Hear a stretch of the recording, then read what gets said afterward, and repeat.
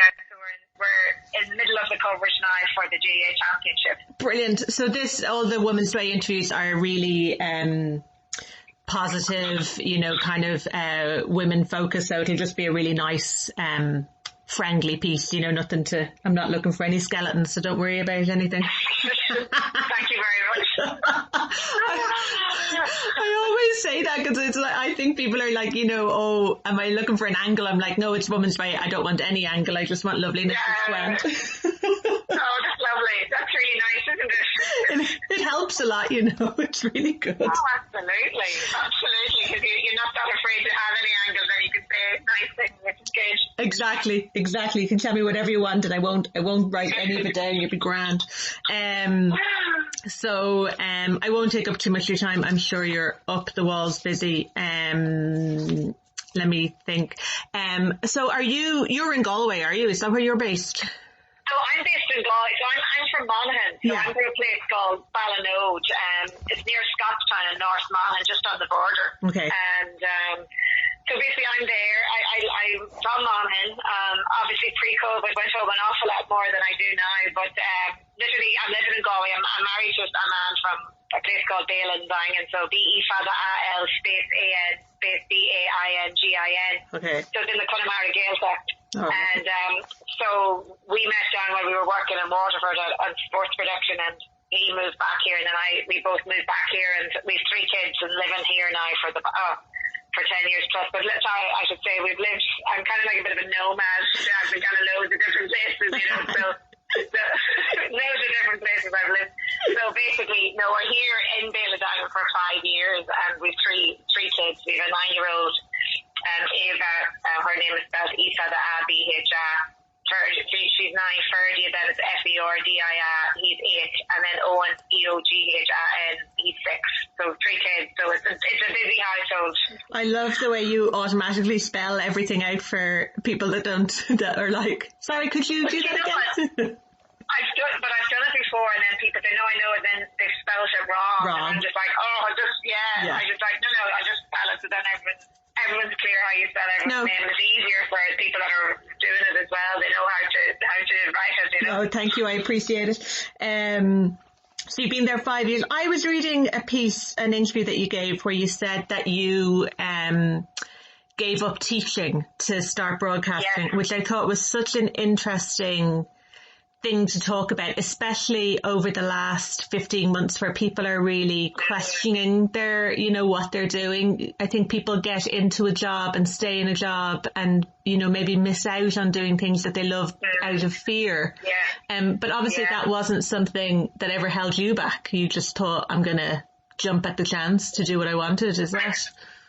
A big saying that I always kind of live by nearly is like leap and the net will appear. And I always loved that because I just thought, my gosh, it's just actually, if you kind of have a passion for something, or I think the type of person I am as well, I don't want to have regrets. I don't want to be someone that goes, God, I wish I had done this, or why did I not try and do that? And I think that's something that really drives me, because I'm like, well, the worst that can happen is it won't work out, or if it doesn't work out, that's fine. Something else will happen, and something else will come to fruition. And I kind of been the type of person who just gets on with doing different jobs anyway. So if a job doesn't work out, or a certain aspect doesn't work out, well, you find something else and you work at that. So I think that was a big driving force for me doing that. And I think I actually really enjoyed teaching kids, and I love that interaction with kids, and I think they're great. They're so positive. And it's a really, really worthwhile profession. I think teachers get a lot of stick, and it's not fair because so many of them put so much hard work into it, because it is a really tough job. But I think for me, it was like, I was in my early 20s, and I was going, gosh, you're looking at people and kind of going, 40 years in the one job, and I just was like, I'm not that type of person. Not built like that. I just couldn't stay in the same place for 40 years. And I remember a big key factor for me was I was subbing in a particular school. I was about 21 when I 22, and I was subbing. And I remember there was like a 45-minute heated debate about where are we going to put the black bins in the schoolyard. Are we going to literally put them on one side of the room, the other? And I was sitting there going, oh my God, does this actually matter? Does anybody actually care? The kids don't care. Why are we spending 45 minutes getting heated about this? And there was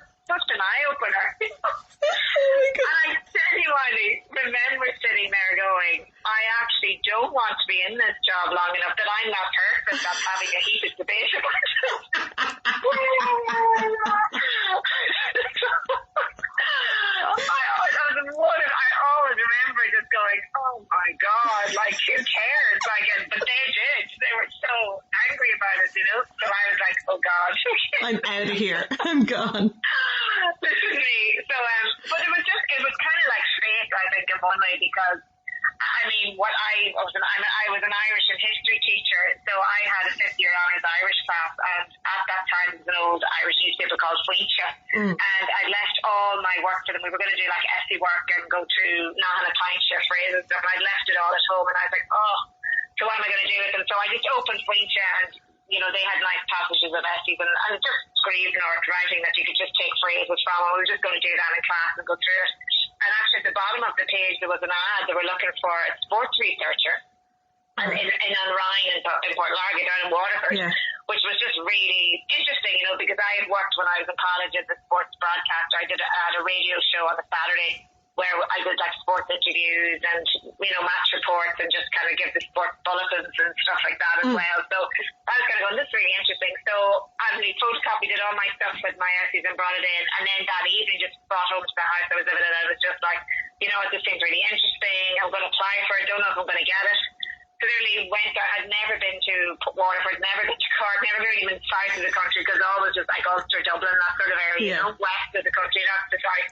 And I just remember going down and doing the interview, and I remember got the job, and then literally within 6 weeks I left my full-time pensionable job, moved counties, moved careers, and just literally left Dublin and moved down to Waterford, which is actually crazy when you think about it, But it was interesting. What I found really interesting was the attitude of people.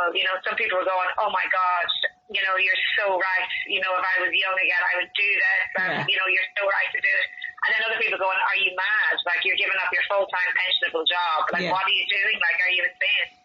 But, and I always caveat though, like, I was young. I was only like 24, 25. I had no commitments. I had no mortgage. I had, no dependents, no kids. So it was easy at that age to do that and change and go down. And, whereas obviously now you'd have to really consider doing that. But I think as the type of person I am, I'm always like, if it's an opportunity, just go for it.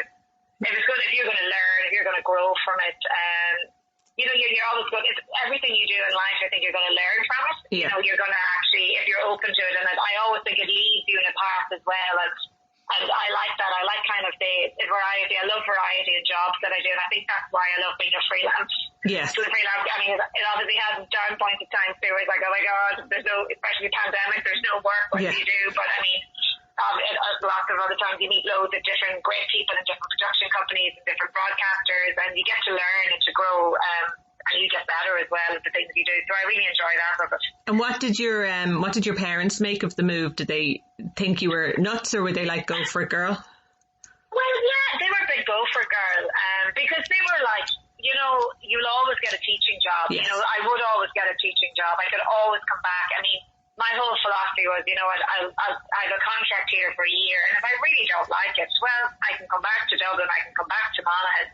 It might get me into a career in Dublin. Yeah. And that was my whole thinking of it. Like, if I really don't like it, I don't have to stay at it. Like, I don't have to say, but at least you've tried it. At least gosh, that's something that I enjoy or not. Yeah. And I did. I loved it. And I always think the Irish language for me was a huge beneficial, because it actually got me working a lot more broadcast a lot quicker than maybe other people who didn't have Irish, because I went like from sports researcher to producer and then to presenting. Like, I was working there 2 years, and then I became a presenter with TG Carr.